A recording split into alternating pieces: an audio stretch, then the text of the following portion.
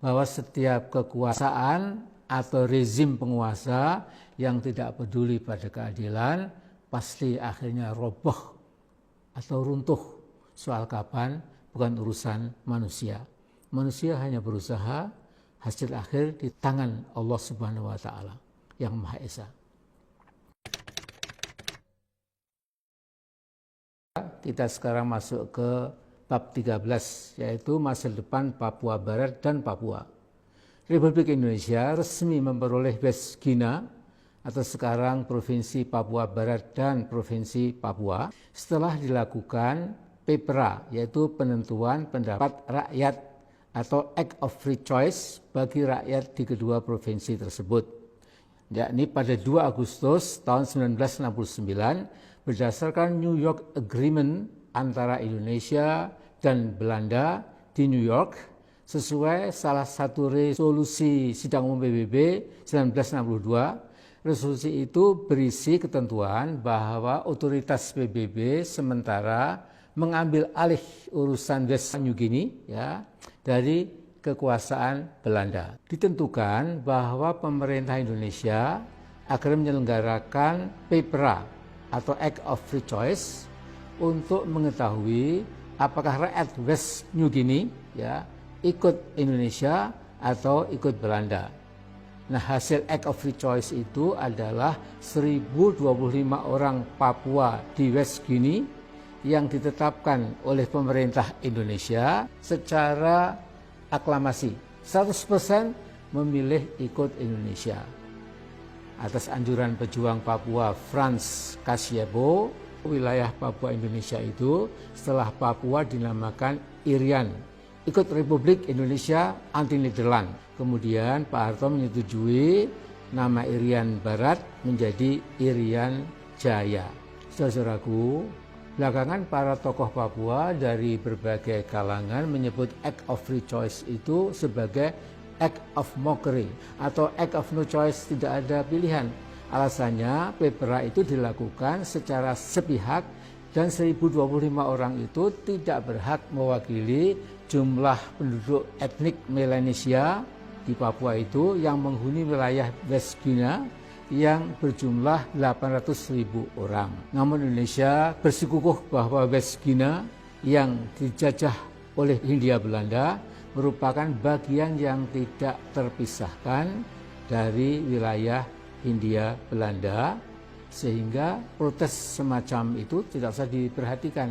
Apalagi Sidang Umum PBB telah mensahkannya lewat resolusi PBB 2504. Pada 2004, pemerintah Indonesia kemudian memecah provinsi Papua menjadi Papua Barat dan Papua sampai sekarang ini. Ada baiknya kita mencoba memahami sungguh-sungguh dan memperhatikan mengapa rakyat kita di dua provinsi itu terus saja bergejolak. Dari waktu ke waktu bukan makin reda, tapi justru kian bergolak. Kata orang, pemimpin yang bijak dan arif harus pandai mendengar, bukan hanya pandai bicara. Juga tentu bersedia melakukan perbaikan bila diyakini memang ada kelemahan atau kesalahan dari kebijakan atau politik yang selama ini telah ditempuh. Nah, jangan seperti omongan Pak Luhut, ya kalau orang Papua enggak ada gejolak, bukan orang Papua namanya. Omongan seperti ini tentu membuat rakyat Papua lebih marah lagi. Kita perhatikan beberapa butir berikut ini. Pertama, semakin luas opini di kalangan masyarakat Papua bahwa transfer kekuasaan dari Belanda ke Indonesia lewat Act of Free Choice harus dibatalkan. Keputusan PBB 51 tahun yang lalu itu telah mensahkan hasil PEPRA. Namun kini terus digugat oleh tokoh-tokoh antara lain Benny Wenda, Ketua ULMWP, United Liberation Movement for West Papua. Dia sampai batas tertentu ternyata mendapat dukungan lumayan luas, dukungan internasional agar PBB meninjau ulang hasil PEPRA tahun 1969. Misalnya Presiden Senegal Abdoulaye Wade menyatakan dalam sebuah konferensi di Dakar, ibu kota Senegal, bahwa West Papua is now an issue for all Black Africans pada 23 Agustus 2019. Sementara Parlemen Uganda juga menyatakan dukungan penuh untuk kemerdekaan Papua Barat. Bahwa Benny Wenda sampai dijadikan warga kehormatan kota Oxford menunjukkan simpati Inggris pada langkah-langkah UMLBP. Jacob Rombiak, sekretaris UMLBP, juga sangat aktif berkeliling ke kampus-kampus besar di luar negeri, menjual gagasan pentingnya rerun Act of Free Choice 1969 yang lalu. Usaha ULMBP sangat gigih untuk menembus PBB, agar isu Papua Barat Merdeka masuk ke jadwal sidang umum PBB, agar ada referendum untuk Papua, seperti referendum di Timor Timur tahun 1999 yang melahirkan Timur Leste. Kita sebaiknya tidak meremehkan gerakan internasional ULMBP. Lebih bagus sedia payung sebelum hujan. Kedua, mulai tercetak di benak banyak kalangan bahwa telah terjadi pelanggaran HAM sejak Papua dan Papua Barat bergabung dengan Indonesia. Nah, di sini kita perlu merenung bahwa memang ada ekses serius hilangnya nyawa orang-orang tidak berdosa di Papua, ya gara-gara mengekspresikan keinginan merdeka lewat pengibaran bendera bintang kejora. Sementara itu banyak kalangan LSM internasional ya, yang menyebarkan hoaks seolah-olah yang terjadi di Papua dan Papua Barat adalah sebuah bentuk genosida. Ketiga, telah terjadi ketidakadilan ekonomi bagi rakyat Papua. Di Papua Barat misalnya British Petroleum itu mengeruk gas alam dari lapangan gas Tangguh siang malam sejak 2002. Pemerintahan Megawati menjual gas tersebut ke China dalam suatu kontrak jangka panjang ya. Hal yang merugikan adalah bahwa harga jual gas hanya berkisar 2,4 US dollar sampai 3,35 US dollar per MMBTU yang berlaku untuk 20 tahun. Tidak peduli jika terjadi kenaikan harga gas internasional. Padahal harga jual gas biasanya berubah naik atau turun sesuai fluktuasi harga minyak dunia dan sempat mencapai 12 dolar per MMBTU.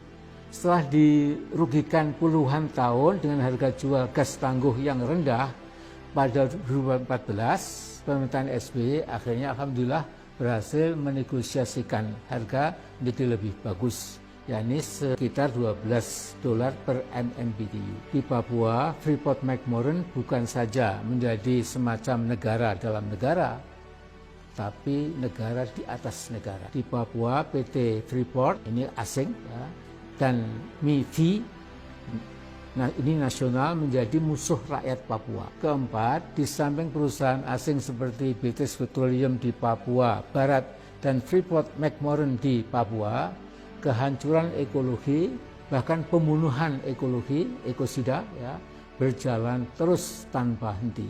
Sumbangan Freeport yang berupa royalti dan pajak buat APBN Indonesia rata-rata hanya 0,8%.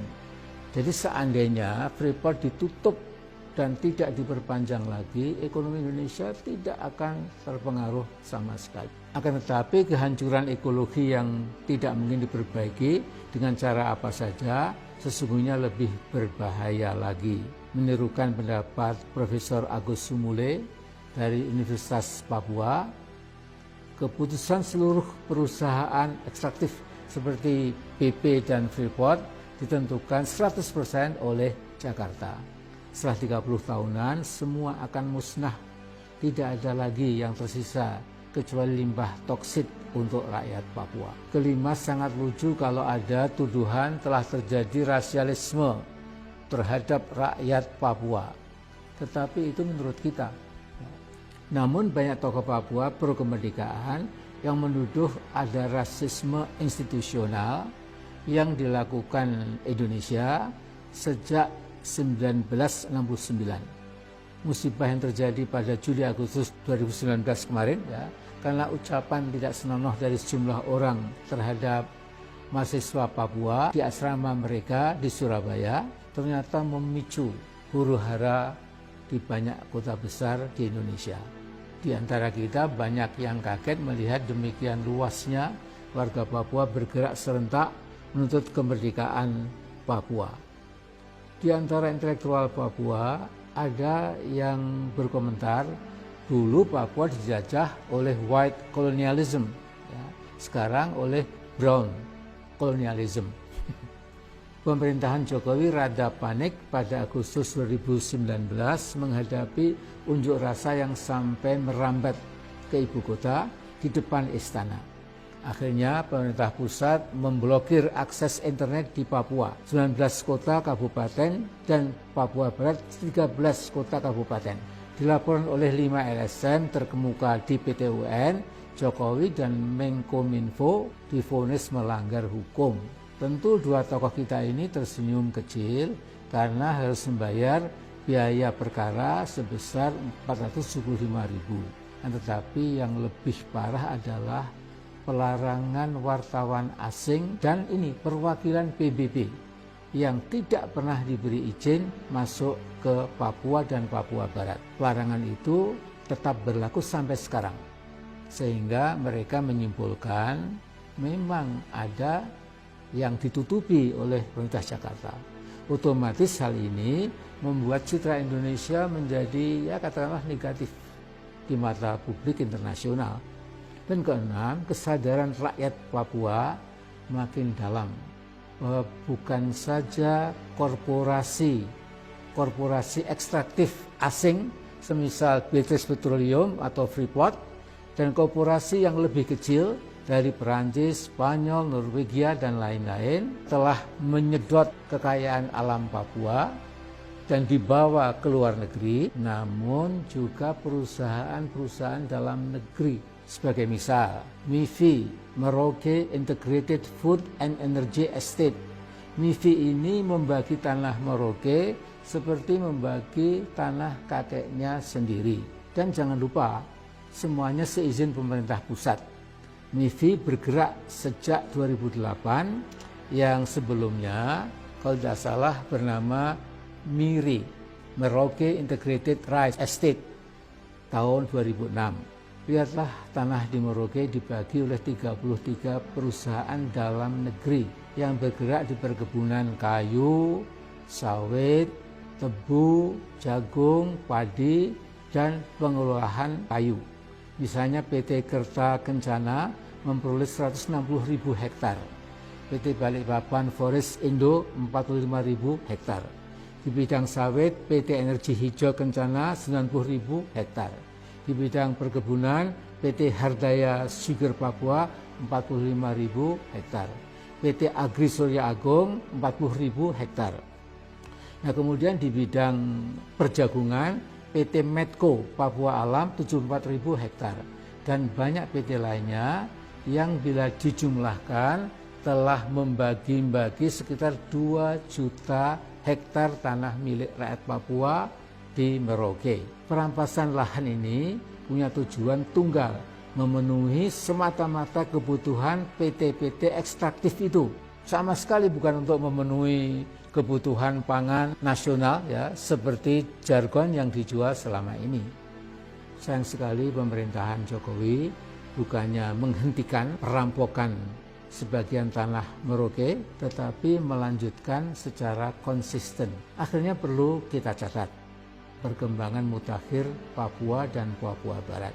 Setelah kejadian George Floyd yang diinjak lehernya oleh polisi sampai mati di Minneapolis pada 25 Mei tahun ini, ya, demo bermunculan di semua kota besar Amerika membawa tagar Black Lives Matter. Nah, yang sangat spektakuler adalah setelah itu segera semua kota besar di Papua Barat dan Papua juga menyaksikan merebaknya tagar Papuan Lives Matter.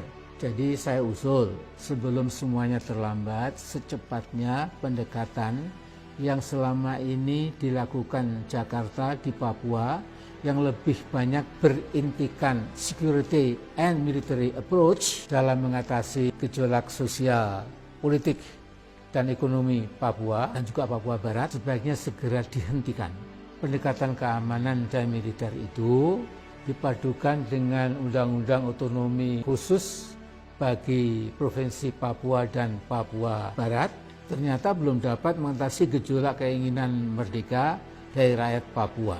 Paling tidak propaganda yang dilancarkan oleh Benny Wenda lewat ULMWB dan diperkuat oleh aksi-aksi damai pimpinan Philip Karma yang menulis buku berjudul As If We Are Half Animals terus saja dan nampak semakin besar pengikutnya. Justice approach dalam arti luas barangkali dapat segera diterapkan. Semua korporasi asing yang sudah melakukan ekosida, penghancuran lingkungan, itu memang harus dipaksa berhenti dan diterminasi. Pemerintah selalu berkilah bahwa ada prinsip hukum internasional yang berbunyi Pacta sunt servanda. Perjanjian harus ditunaikan.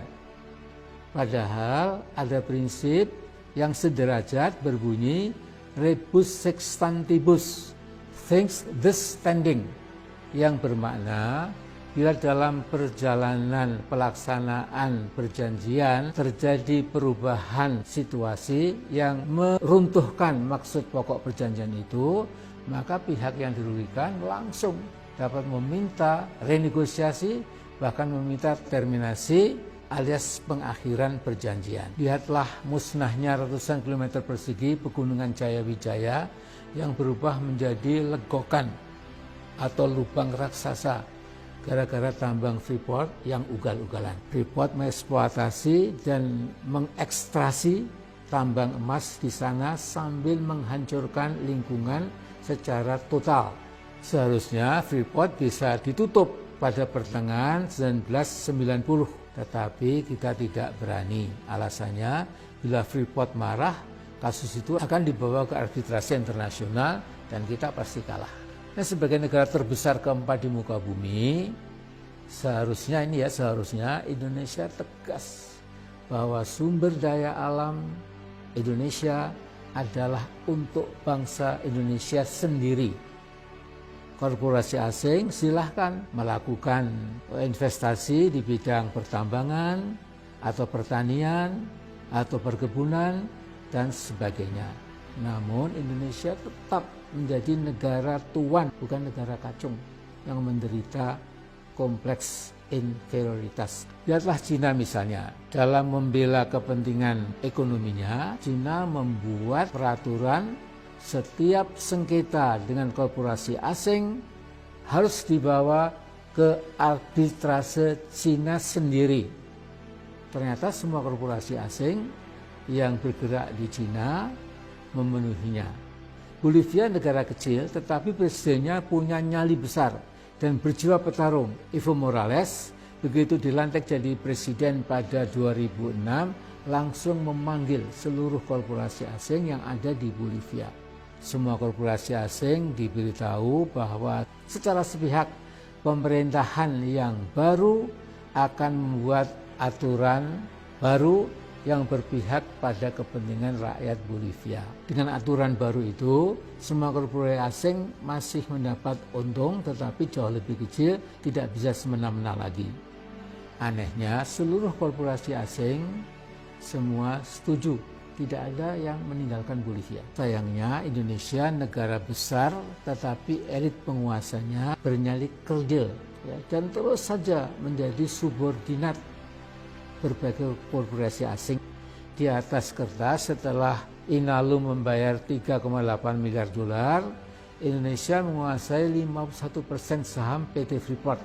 Ternyata Freeport masih 100% menjadi operatornya, sehingga ada kecurigaan siapa tahu saham 51% milik Indonesia tidak banyak merubah keadaan, kecuali jutaan limbah tailing yang menutupi ratusan kilometer persegi di sekitar pertambangan Freeport akan semakin membawa kesengsaraan puluhan ribu rakyat Papua. Saya yakin sudah sangat mendesak bagi kita untuk menatap, merenung, dan berpikir realistis dalam menghadapi perkembangan mutakhir di Provinsi Papua dan Papua Barat. Situasi di lapangan bergerak sangat cepat sehingga kita tidak boleh berleha-leha dan menganggap perkembangan politik di dua provinsi paling timur itu masih normal-normal saja dan masih terkendali. Tidak berlebih bila Jakarta Post pada 2 September 2019 menurunkan tulisan berjudul How to Lose Propaganda War Over Papua.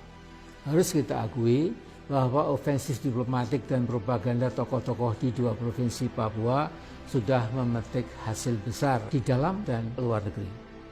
Yang dilakukan pemerintah kita hanyalah defensif dan cenderung menganggap enteng perkembangan pergolakan saudara-saudara kita di Papua Barat dan Papua. Di dalam negeri khususnya di dua provinsi itu, keinginan merdeka dari NKRI lewat referendum yang disupervisi oleh PBB sudah sangat meluas. Sangat keliru kalau kita terus menganggap sepele perkembangan politik sangat dramatis dan drastis di bumi Papua itu. Secara resmi 57 pastor pribumi Katolik Papua dari 5 keuskupan se-regio Papua menyatakan sikap agar pemerintah Jakarta memberi kesempatan kepada orang Papua untuk melakukan referendum. Apakah tetap bersama Indonesia atau membangun negara Papua sendiri? Nah, pernyataan sikap itu diluncurkan pada 21 Juli tahun ini. Undang-undang otonomi khusus untuk Papua ditentang oleh hampir seluruh masyarakat di tanah Papua. Bahkan Lukas NMB, Gubernur Papua, Majelis Rakyat Papua dan Papua Barat, OLMWP, Free WP, WPCC, Solidaritas Perempuan Papua, Pemuda dan Mahasiswa Papua, semua menolak otonomi khusus Jilid 2. Di antara mereka ada bahkan yang mengibaratkan Otsus hakikatnya sebuah peti mati, coffin untuk rakyat Papua. Juga ada yang mengibaratkan otonomi khusus itu seperti makanan beracun yang berakhir dengan kematian Papua. Dewan Gereja Papua, BPCC, juga menolak Otsus Jilid 2 dengan alasan karena dirancang sepihak oleh Jakarta. Refleksi tahunan yang dipublikasikan pada 5 Juli tahun ini bertema Tuhan Otsus dan Pembangunan Indonesia di Papua sudah mati.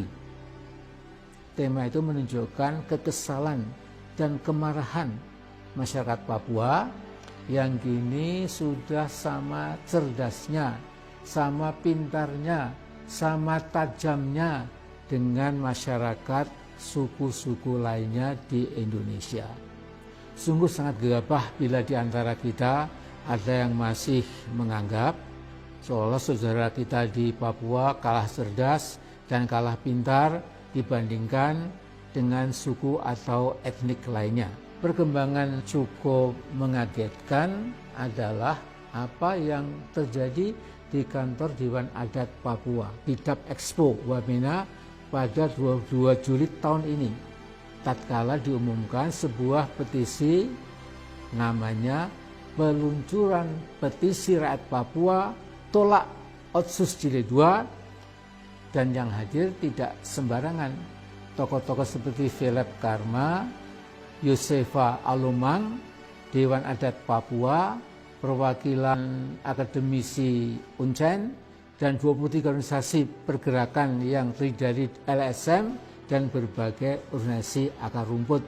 Philip Karma mungkin lebih berpengaruh dari Benny Wenda karena ketekunannya di dalam menanamkan kesadaran Papua bahwa Papua bisa mandiri, terhormat, dan lebih punya masa depan daripada terus bersama Indonesia dengan segala alasan dan argumen.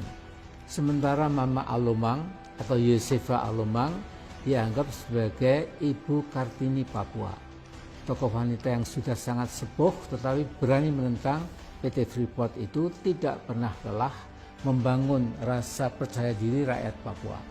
Nah, saya melihat dukungan internasional pada upaya Papua melepaskan diri dari NKRI juga semakin luas, terutama di kampus-kampus di dunia barat, di Australia, Inggris, dan Amerika.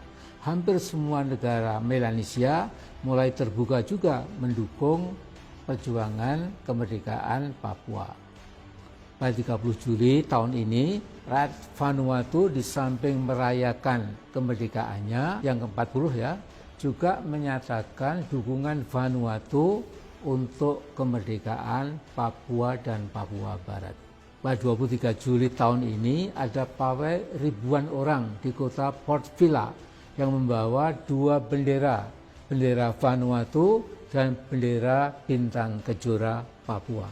Dalam setiap forum internasional, Vanuatu secara konsisten menyatakan dukungannya pada kemerdekaan Papua dan Papua Barat. Memang bagaimana masa depan Papua Barat dan Papua tidak ada yang sanggup meramalkan. Hanya saja dalam sejarah bangsa-bangsa sejak dulu sampai sekarang ada sebuah keajekan atau katakanlah lebih tegas lagi sunatullah, bahwa setiap kekuasaan atau rezim penguasa yang tidak peduli pada keadilan pasti akhirnya roboh atau runtuh. Soal kapan bukan urusan manusia. Manusia hanya berusaha, hasil akhir di tangan Allah Subhanahu wa taala yang Maha Esa.